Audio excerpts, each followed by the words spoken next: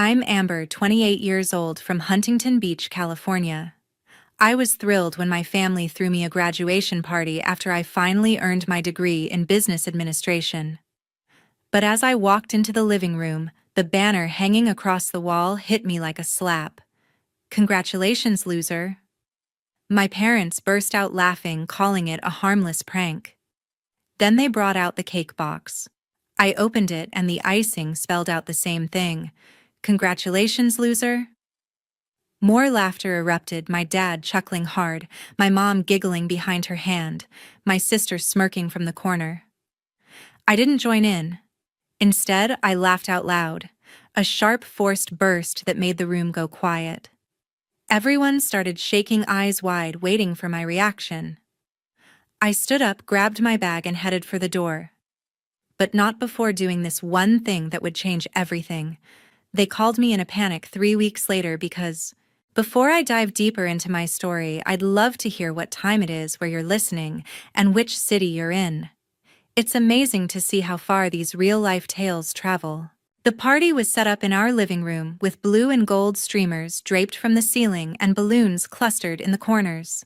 A big banner stretched across the wall that read, "Congrats, Amber."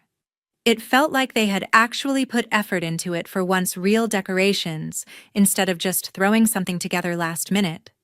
People were there too. Family members, a few neighbors from our Huntington Beach block, even some of Dad's co-workers from the construction site. Food was laid out properly on the table: fresh salads and grilled burgers, not the usual takeout boxes. I had never seen them go this far for me. They had for Brittany, though. When she started that little art class in high school and won some minor award, they threw a whole barbecue, invited her friends, even got her a new sketchpad set. And when she dropped out of community college after one semester, no one batted an eye, no lectures, just encouragement to try again. My mom came over first, wrapping me in a hug that felt warmer than usual. "We're so proud of you, honey," she said, her voice soft but with that edge I knew too well. "You've always been the strong one, you know. You didn't need as much hand-holding as Brittany did." It was her way of defending it, I guess, like she felt a hint of guilt but pushed it down by reminding herself I was okay on my own. I blinked, trying to process it, years of feeling like I was just the reliable kid who didn't deserve the fuss. But today, maybe it was different. Dad slapped my back next, chuckling a bit. "First in the family to finish college, eh? Good job, kid." He avoided looking me straight in the eye, like he knew there were old issues bubbling under but didn't want to stir them up. Typical of him, always playing the peacekeeper without actually fixing anything. Brittany was off to the side, fiddling with her phone as usual, not even glancing up much. She looked a little uncomfortable when she saw me, noticing shifting her weight like she wasn't sure how to act. Someone handed me a drink, and there was a toast from a cousin, people coming up to shake my hand, asking about my job prospects in business admin. I was starting to float on it, letting myself believe this was real pride. Then they wheeled out the cake, a big layered thing that looked custom ordered, not some store-bought sheet. Mom carried it in with a smile, setting it down in front of me. Dad nodded, still grinning. "Go on, check it out," he said. I leaned in, still caught in the moment, but when I read the icing, my stomach dropped. "Congratulations, loser." It was right there in bold letters. At first, I thought it was a mix-up, some bakery error. But then the laughter kicked in. Dad started it, a low chuckle that built into a full belly laugh, like it was the funniest thing ever. Mom tried to hide her giggle, covering her mouth, but she couldn't stop. "Oh, come on, Amber, it's just a joke," she said, her tone defensive again, like she sensed my reaction but wanted to brush it off. Brittany smirked too, but there was a flicker of bourgeois in her eyes, like she wasn't fully on board, but went along anyway.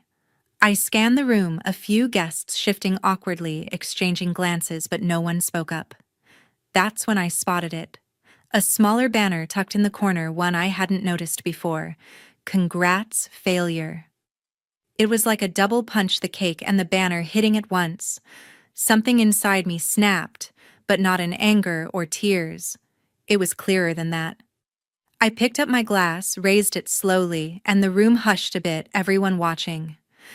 I forced a laugh out loud, loud and sharp, echoing off the walls. It made them all freeze, eyes widening, bodies tensing like they were shaking inside. To the family, I said, my voice steady, for always being exactly who I thought you were. The laughter died completely. I nodded at the decorations, the cake, the banner. So much effort into this, I'll never forget it. The silence stretched, Mom fidgeting, her guilt showing more now as she glanced at Dad. He cleared his throat, trying to play it off. Amber, don't take it so seriously, it's just... But I cut in, lifting the glass higher.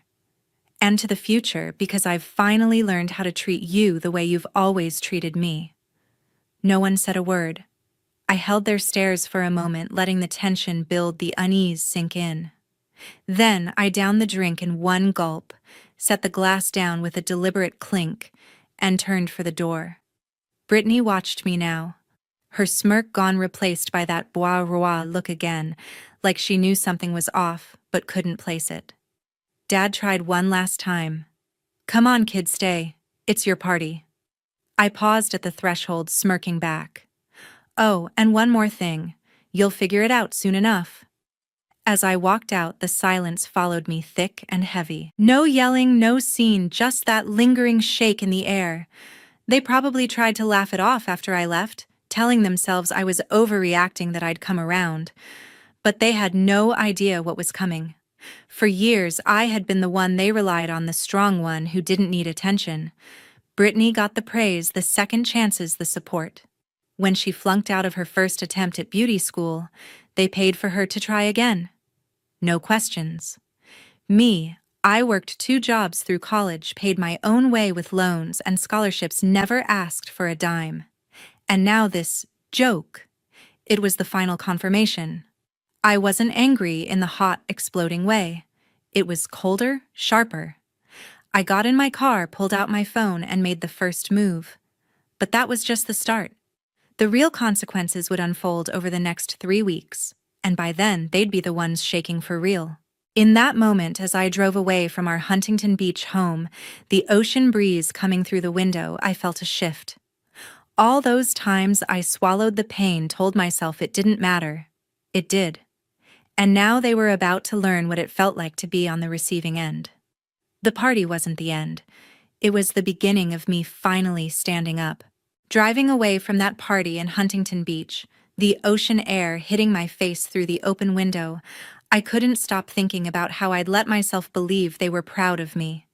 That banner, that cake, it wasn't just a prank. It was a reminder of where I stood in my family's eyes. All those years of being the invisible one came rushing back, and it wasn't just a vague feeling anymore. It was sharp cutting, like a truth I'd been dodging my whole life. When I was 6, I came home from a school science fair, clutching a first-place ribbon for my little volcano project. I was beaming, waiting for Mom or Dad to say something, anything. Brittany, 4 at the time, had scribbled some colorful shapes on paper. Mom gushed over it, pinned it to the fridge, called her our little Picasso.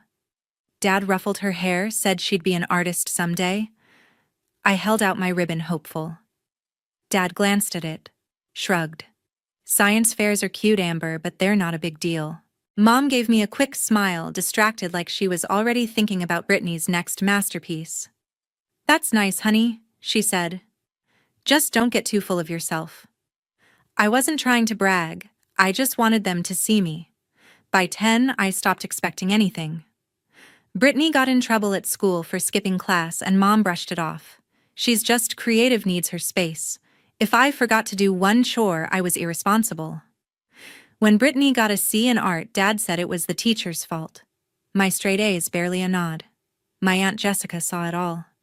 She'd come over for holiday dinners, watch Brittany get praised for nothing while I was ignored. Once, when I was 12, she pulled Mom aside in the kitchen. I overheard her through the door. You're favoring Brittany too much. Samantha, she said, voice firm. It's going to hurt Amber, and you need to be fair. Mom laughed it off, defensive. Amber's fine, Jessica. She's strong, doesn't need the same attention. Aunt Jessica didn't push, but she looked at me later that night, her eyes saying she knew it wasn't right. That was the first time I realized someone else saw it too, but it didn't change anything. High school was more of the same.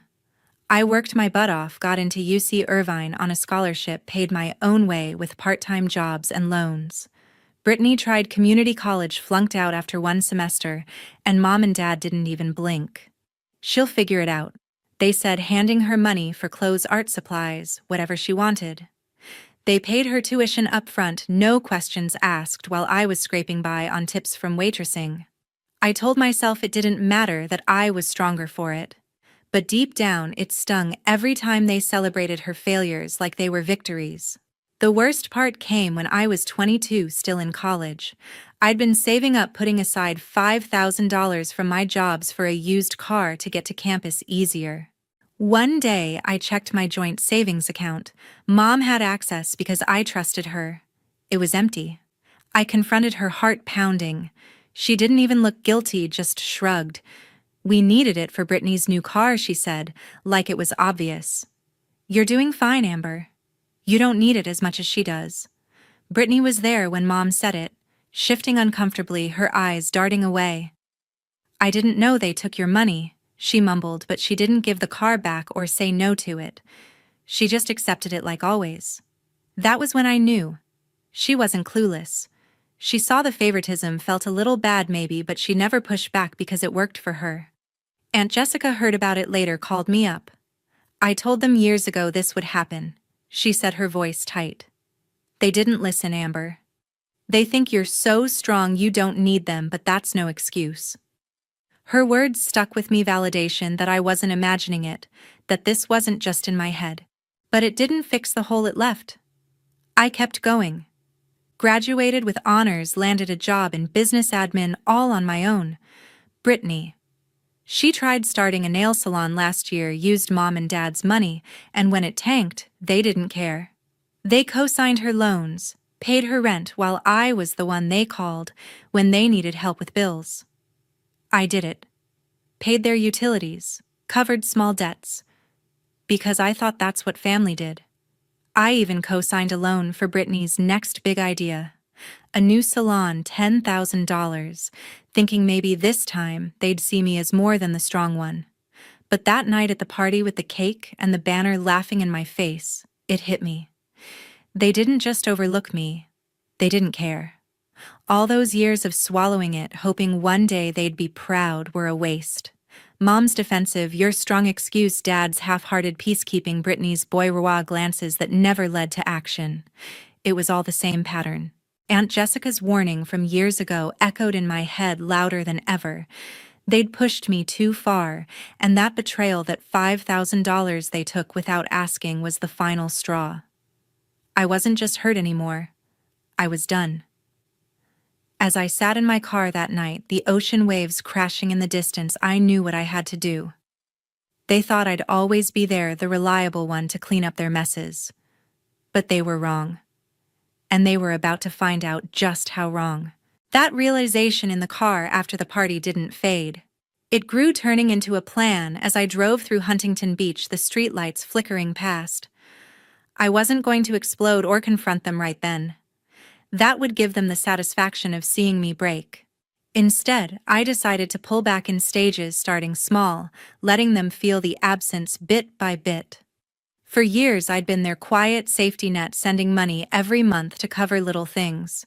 Utility bills when they were short a couple hundred for dad's truck repair, even chipping in for mom's medical copays. It added up. But I did it without fanfare, thinking it was my role as the strong one. No more. Week 1, I stopped it all. No transfer to mom's account, no Venmo for the electric bill they'd mentioned last month. I didn't warn them, didn't send a text explaining. Just silence on my end. The first call came 2 days after the party. Mom's number lit up my phone while I was at work staring at spreadsheets in my business admin job. I let it ring, my thumb hovering over the screen. The voicemail popped up a minute later. "Amber, honey, it's Mom. Something's up with the bill payment. Did you forget? Call me back, okay? I know you're strong, but we could use the help." There was that vulnerability in her voice, a slight crack, like she was admitting she needed me but didn't want to say it outright. I deleted it. Didn't reply. It felt strange at first, not jumping to fix it, but then a wave of relief hit. For once, I wasn't the one holding everything together. Dad tried next to text that evening. "Hey kid, Mom said the bills are late. You okay? Let's talk." He was doing his peacekeeper thing, avoiding the real issue from the party, like if he ignored it, we'd all pretend it didn't happen. But it was half-hearted, no follow-up call, just that message hanging there. I read it, felt a twinge of the old guilt, but pushed it down. No response from me. Brittany didn't reach out that week, probably assuming Mom and Dad had it handled, or maybe she was too wrapped up in her own stuff to notice yet. I imagined her at home scrolling through her phone, not realizing the support she'd indirectly benefited from was gone. As the days went on, I replayed more moments in my head, fueling my resolve. Like the time last year when Brittany's first nail salon idea flopped after 3 months. She'd spent the startup money on supplies and rent, but customers didn't come. Mom and Dad didn't scold her. They hugged her, said, "It's okay, you'll get it next time," and started planning how to fund round 2. Me, I was the one they asked to co-sign the loan for her new attempt, $10,000 from the bank. "You're good with money, Amber." Dad had said, his tone casual, like it was no big deal. "It won't affect you." I said yes back then, out of habit, but now that cosign was still active, hanging over me. Week 1 was just the start. Stopping the monthly help was testing the waters, seeing how they'd react without me as the fallback. By the end of the week, another voicemail from Mom, her voice a bit shakier. "Amber, the power company called. We need that payment. Please call me. I thought you were okay after the party. It was just a joke, you know." There was the guilt peeking through her defensive tone, mixed with a hint of worry, like she was starting to sense something bigger. Dad followed with a call that night, his message gruff but trying to keep peace. "Amber, what's going on? Mom's upset. We can talk about the party if that's it. Just fix the bill thing, yeah?" He didn't apologize, didn't address the banner or the cake directly, just skirted around it as always. I listened, then deleted.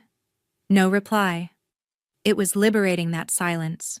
For the first time, I wasn't the one smoothing things over, apologizing for their mistakes.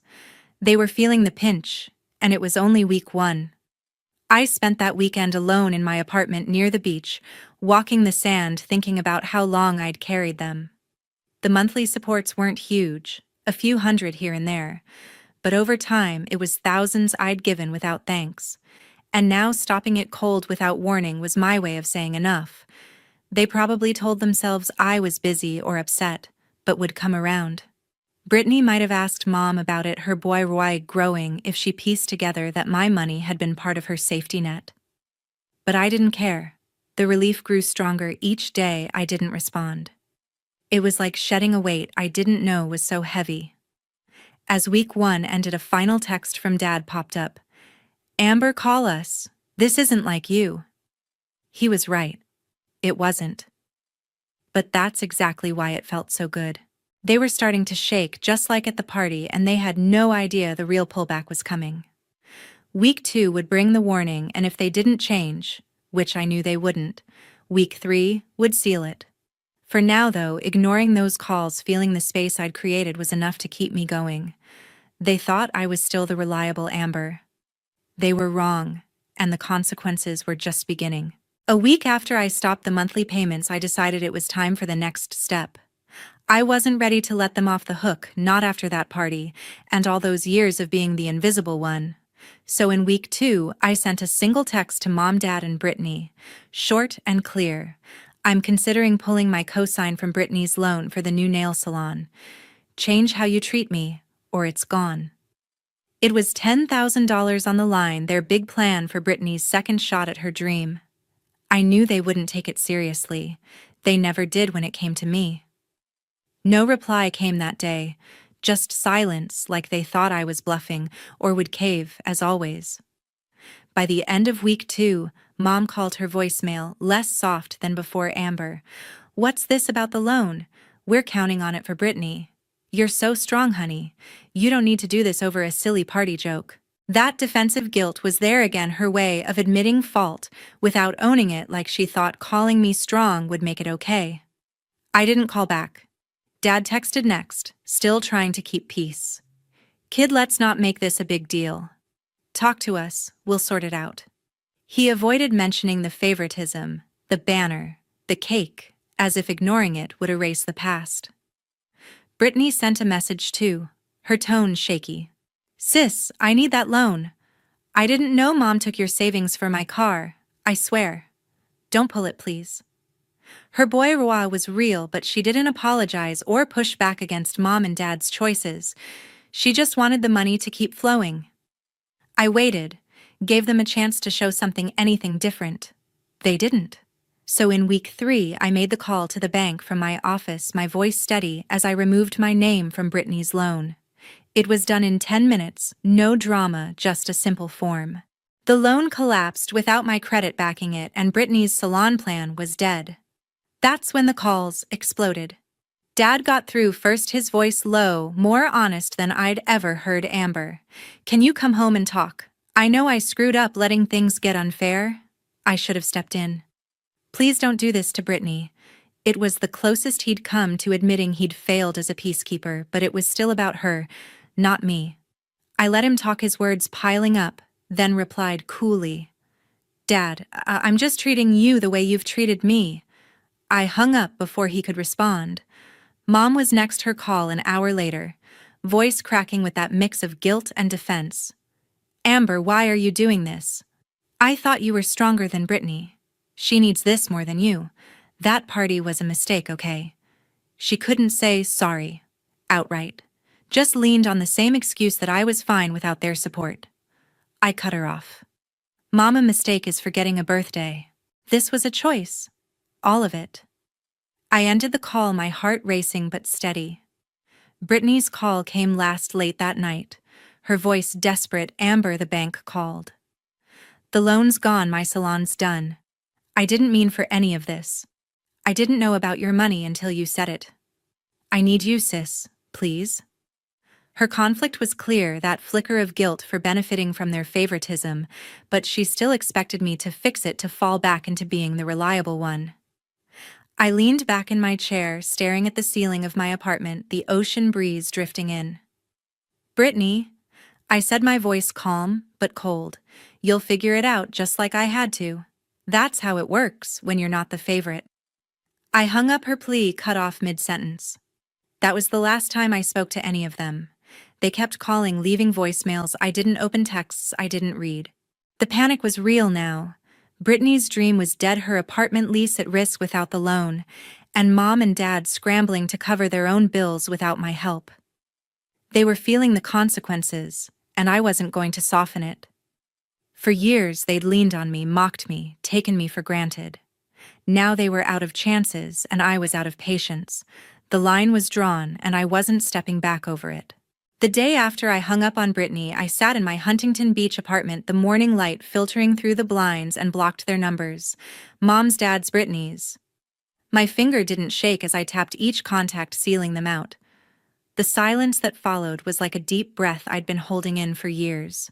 No more voicemails pleading for help. No more texts trying to pull me back into their chaos. It wasn't anger driving me anymore, or even pain. It was clarity, pure and sharp, that I didn't owe them my life. They didn't let go quietly.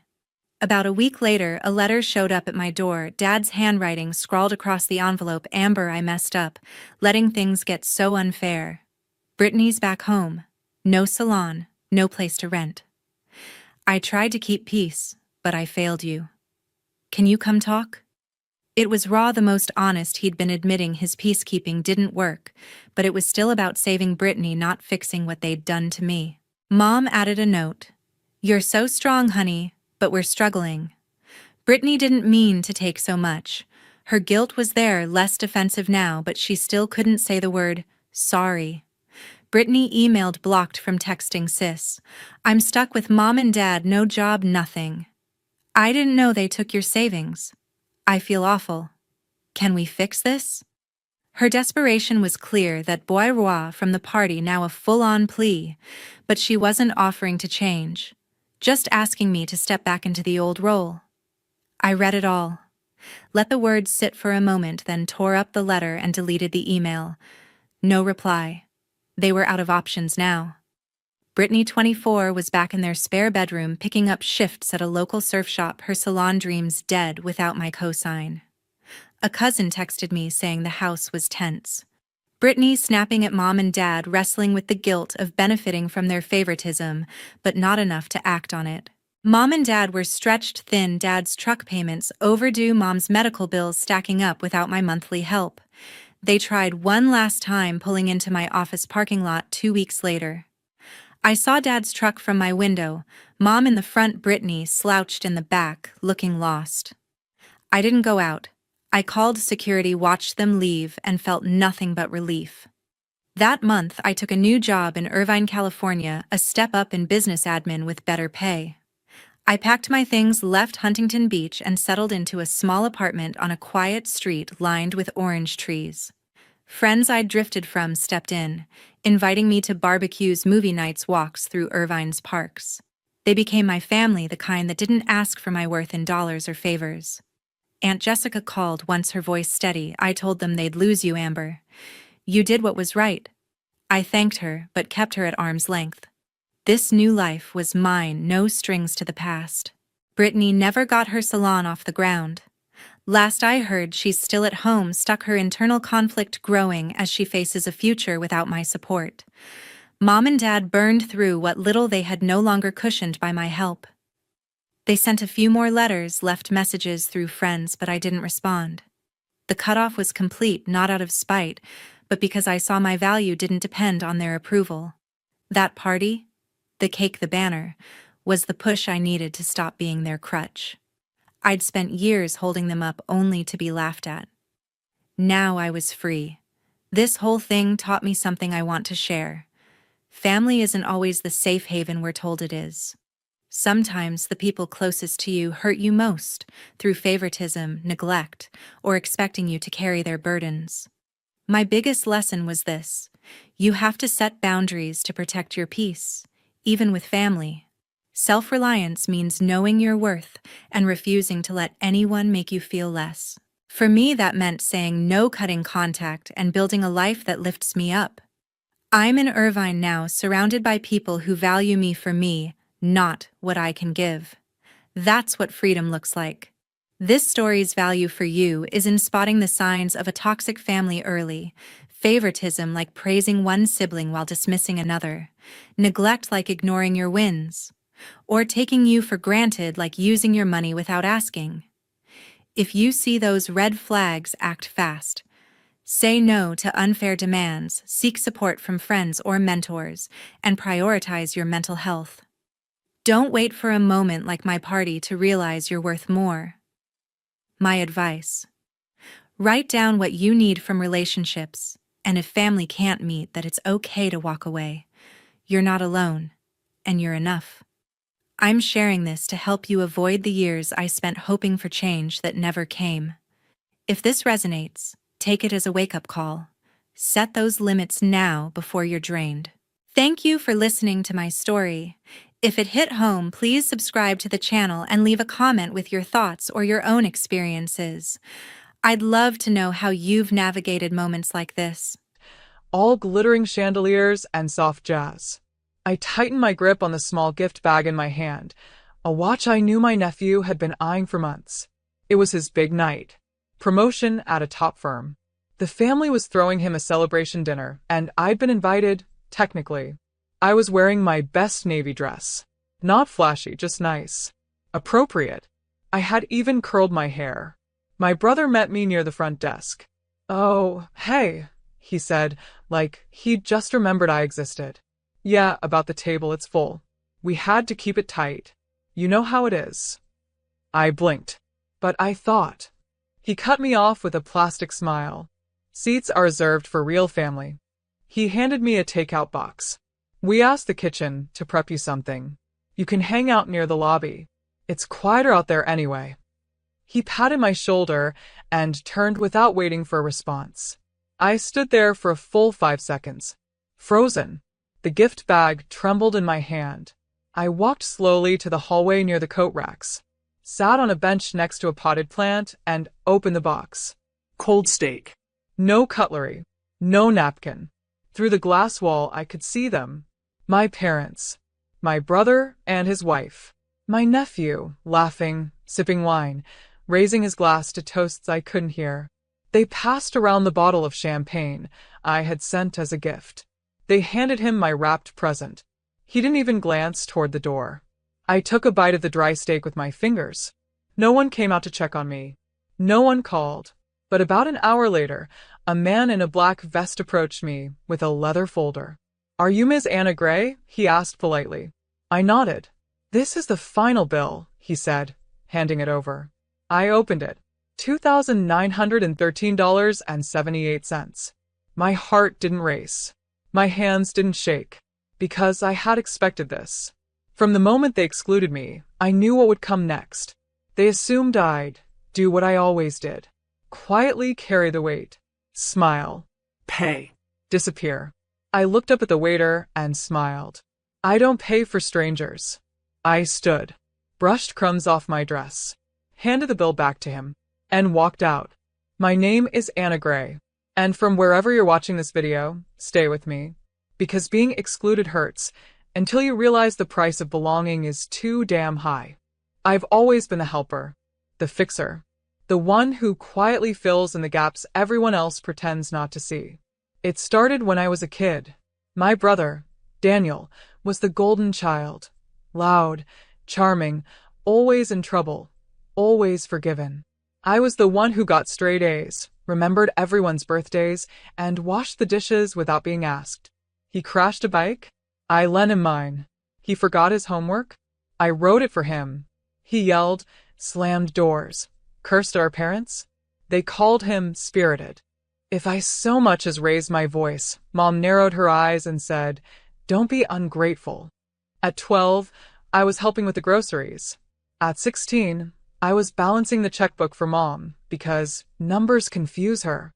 When I got my first job, they joked that I'd finally be useful. By the time I turned 25, I had become the unofficial family accountant, chauffeur, and emotional trash bin. They didn't ask. They expected. And I delivered, like I was desperate to be accepted. Maybe I was. When Dad got sick, I was the one who handled the paperwork. Daniel showed up once to take a selfie by his hospital bed. He posted it with the caption, "Family first. Always." He got likes. I got bills. When Daniel got married, I helped pay for the catering just to ease the burden. At the wedding, my name wasn't even mentioned in the speeches. I was seated at the back, next to a cousin they barely spoke to. My mother whispered, "It's Daniel's day. Don't take up space." And every time I thought about pulling back, about saying no, Dad would say, "You're better than that. Be the bigger person." So I was. Every single time. When I found out about the dinner for my nephew's promotion, I only heard through a secondhand comment from my aunt. "Oh, they said you might not be able to come, since you're always busy." I wasn't even invited directly. Just vaguely referenced. And yet I still bought a card. Still ordered an expensive bottle of champagne. Still cleared my schedule and showed up, hoping this time might be different. I should have known. Because they didn't forget me. They remembered me perfectly, just not as a sister or an aunt. I was the one who pays. The one who doesn't complain. The one who picks up what they drop. It took me 33 years to see it clearly. I wasn't the family member they cherished. I was the utility they used. And when I sat in that hallway eating cold steak with my fingers, something inside me finally said, "No more." I don't know what hurt more, being handed that takeout box like a dog begging at the table, or realizing they never planned to let me sit in the first place. I replayed it on the bench over and over again. The moment my brother looked me in the eye and said, "Seats are reserved for real family." Not, "I'm sorry," not, "we overbooked." Just a smile and the kind of cold dismissal that makes your stomach twist. And the thing is, I still sat down and ate. Not because I didn't have pride, but because it was mine. I paid for that meal. Just like I paid for the venue deposit, the wine, the last-minute custom cake when my nephew's girlfriend decided she didn't like the original one. When the family was planning this dinner, my brother casually texted, "Can you help us out a little? You know we're tight until next month."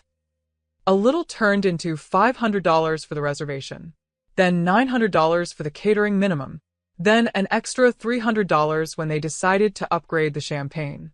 He didn't say thank you. No one did. The most I got was, "You're good with money, Anna. You always save the day." Funny how the person who saves the day never gets invited to enjoy it. When I showed up at the restaurant, I wasn't expecting fanfare, but I was expecting a chair. Instead, I got a box and a bench. Through the frosted glass divider, I watched them cling glasses. My mother beamed at my nephew like he'd cured cancer.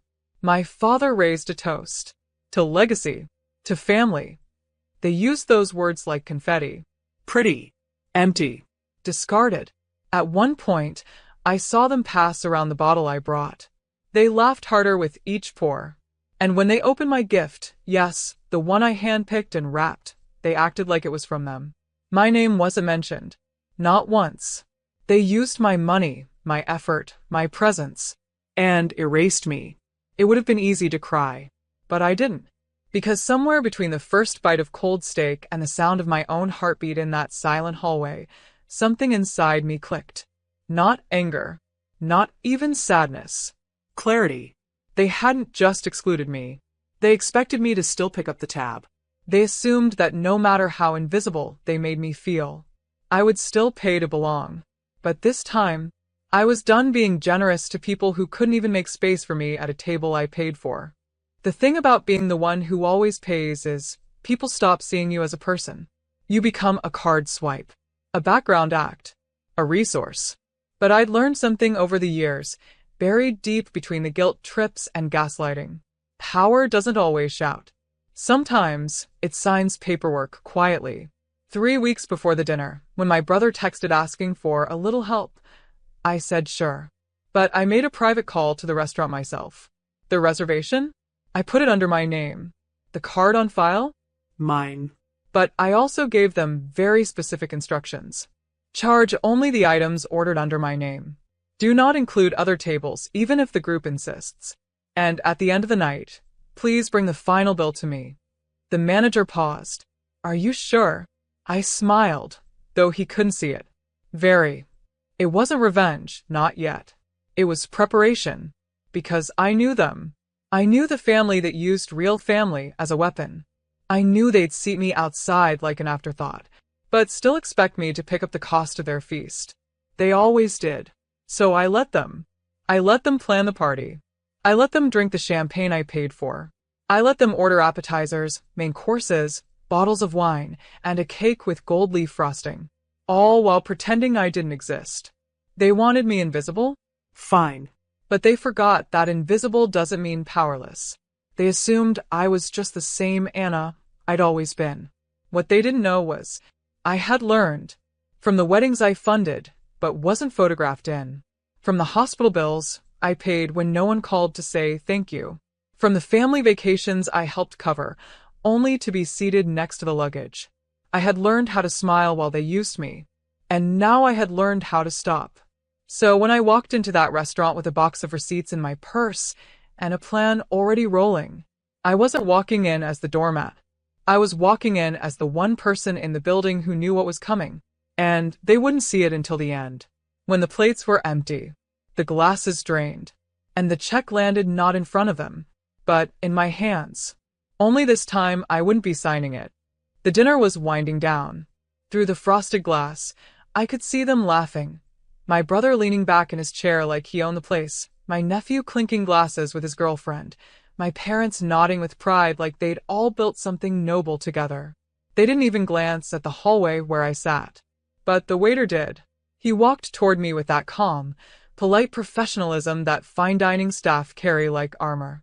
In his hand was the black leather bill folder, thick with itemized damage. He cleared his throat. Ms. Gray? I looked up. Yes. He handed it to me, as requested. $2,913.78. My brother appeared seconds later, all swagger and assumption. Hey, there you are. They brought the check to the wrong spot, but you've got it, right? His voice was smug, casual, like he was talking to an assistant, not the sister he'd just banished to the hallway. I closed the bill folder slowly, looked up at him, and smiled. No, I said. Calm. Clear. I don't. He blinked. What? I don't got it, I repeated. I don't pay for strangers. The words didn't hit at first, but then I saw it, the shift in his face. Confusion to shock. Behind him, my mother stood from her chair. My father turned around. Anna, my mom said sharply, stepping closer. What is this? I handed the folder back to the waiter. I've paid for nothing on that bill. My instructions were clear. She scoffed. You always pay. Exactly, I said. Always. And I'm done. My brother laughed nervously, trying to play it off. Come on, don't make a scene. Oh, no scene, I said, standing. Just a receipt. One that doesn't belong to me anymore. They were still frozen in place when I walked toward the door. Anna, wait, my dad finally called out. We don't have our cards. I turned once. Sounds like a family emergency, I said. Good thing I'm not family, right? Then I left. Outside, the night was warm and still. I could hear the beginnings of chaos inside. Voices raised, phones pulled out, blame bouncing around like a pinball machine. The family that had used me like an ATM had just been handed their first real check. And they couldn't afford it. I slid into my car, rolled down the window, and for the first time in years felt light. Not petty, not vengeful, just free. Because it wasn't about the money. It was about finally saying no to the people who only valued me for what I could give. They gave me a takeout box and a cold hallway. I gave them the bill. Fair if you ask me. It took less than 10 minutes for the spiral to begin. According to a cousin who messaged me the next morning, the waiter had politely returned to their table and said, "The guest of record has declined the bill. Will someone else be covering the total tonight?" There was a pause, then panic. My brother blustered first. There must be some mistake. My sister always handles this. The waiter stood firm. She requested to be excluded from the final tab and confirmed it in writing 3 weeks ago. My mother hissed, she's bluffing. She wouldn't humiliate us like this. But I had. And I wasn't bluffing. They all froze, realizing no one brought a wallet. Why would they? When Anna pays. My nephew's girlfriend awkwardly pulled out her phone. I can Venmo my dad. Guests began whispering. Some quietly excused themselves, murmuring about babysitters, early mornings, and I think I left something in the car. Others stayed and watched like it was dinner theater. The manager stepped in. Unfortunately, someone must provide a payment method. The reservation is under Ms. Gray, but she is not liable for charges not authorized by her. My brother was red-faced. You know how much we've given her over the years? A woman at another table muttered, Didn't she pay for your wedding? And just like that, the dominoes fell. My mother pulled out her phone and began dialing, hands shaking. My dad just sat there, quiet as usual, looking like he was finally realizing the silence he used to escape conflict had let the foundation rot. In the end, they split the bill across 4 different cards. The restaurant manager made them calculate it tableside. No grace. No excuses. They left no tip. And no dignity. Meanwhile, I was home, candles lit, bath running, phone on silent. When I finally turned it back on the next morning, there were 7 missed calls from my mother, 2 voicemails from my brother, and a text from my father that simply read, You didn't have to do that. I stared at it, then laughed. Because yes, I did. I had to do that. Because no matter how much I paid, how much I gave, how small I made myself to fit into a space they never offered, I was never going to be seen, never going to be respected, never going to be more than the wallet in the hallway. So I stopped trying.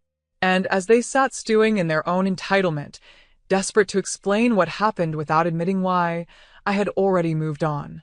They threw me out of the celebration. I handed them the cost. And for the first time in my life, I didn't feel guilty. The thing about cutting people off, especially family, is that it doesn't happen all at once. It starts in pieces. A conversation you don't return. A group chat you silently leave. An event you hear about but don't attend. After the dinner debacle, I didn't send a dramatic message. I didn't explain or defend. I simply withdrew. No more birthday cards. No more, "Can you just help us this once?" No more transfers labeled emergency from people who were never in mine. And the silence that followed? It wasn't punishment. It was peace. I paid off my credit cards. All of them. The money I would have spent on their dinners, gifts, and guilt-fueled obligations, I used it to renovate my small kitchen. I bought myself a new car, one that didn't shake every time I braked. I joined a local business group and eventually launched something that had lived in the back of my mind for years. A mentorship platform for women learning to say no. It was called Boundary Bank, protecting your energy and your earnings. Every week, I'd get emails from women who sounded just like me. Tired. Drained. Holding 100 broken relationships together with their own wallet and willpower. One woman wrote, "I've paid rent for my sister for 4 years. I can't say no. She says it's just what family does." I replied with a single sentence. Family that drains you isn't family, it's a debt. We had hundreds of sign-ups within 3 months. Apparently, I wasn't the only one who had been paying for inclusion. Then one day, I received a message from my cousin Leah. She had always been quiet at family events, but she'd seen everything. Her message simply said, "What you did. Legendary." It made me question everyone I've been letting eat off my plate. I smiled, not out of pride, but relief. I hadn't burned a bridge. I had walked off a pier they never let me stand on in the first place. And without that weight, I could finally build something real. I didn't miss the forced phone calls. I didn't miss pretending to laugh at jokes that cut too close. I didn't miss being the hero in a story where no one even knew my name. I only missed one thing. Myself. The version of me that existed before I learned to equate love with sacrifice. And now I was getting her back. One clear boundary at a time. One unpaid invoice at a time. One breath of freedom at a time. 12 months since I walked out of that restaurant. 12 months since I handed them the bill they always assumed I'd cover, literally and metaphorically. 12 months since I finally stopped trying to earn a seat at a table built on conditions. And in that time, I'd built my own. Not metaphorically. A real, wooden table. Long, handmade, smooth-edged. It sat in the center of my small but beautiful home. And one night, I invited 6 people over. Not family by blood. But by choice. Colleagues. Friends. One neighbor who once brought me soup when I had the flu and never expected anything back. We shared stories over roasted vegetables and wine. We passed plates. We listened, really listened. At some point, someone brought up that dinner. They'd heard bits and pieces through the grapevine. My cousin Leah had shared a few of the cleaner details. "What did your brother say when you walked out?" one of them asked. I laughed. Probably nothing useful. And then I said the thing I hadn't said out loud until that night. They made it clear I didn't belong. So I paid them back with nothing. There was a beat of silence. Then smiles. Not smug ones, soft, knowing ones. Because they understood. They had been there, too. Excluded. Dismissed. Expected to give more than they were ever offered. And now we were all here, sitting at a table that didn't cost us our self-worth. Later that night, after everyone had gone and the dishes were stacked neatly by the sink, I sat at the head of the table with a cup of tea and looked around. No gold-trimmed dinnerware. No champagne tower. No cold steak in a box. Just warmth. Peace. And presence. My phone buzzed on the counter. A text from an unknown number. "Mom wants to know if you'll be coming to your nephew's graduation dinner next month. She says it's time to let things go." I didn't respond. Didn't even flinch. I turned the phone face down and took another sip of tea. Because here's the truth. They never actually asked me to let things go. They asked me to go back. To the same seat in the hallway. To the same role they could abuse quietly. But I wasn't going back. I had finally learned who I was without their receipts. And I liked her. The one who didn't pay for validation. The one who said no without guilt. The one who sat at a table surrounded by real love, earned, mutual, and free. Because in the end, They reserved seats for real family. So I built a new table and invited only the ones who saw me as I am, not what I could give. Turns out the best seat at the table is the one I gave myself.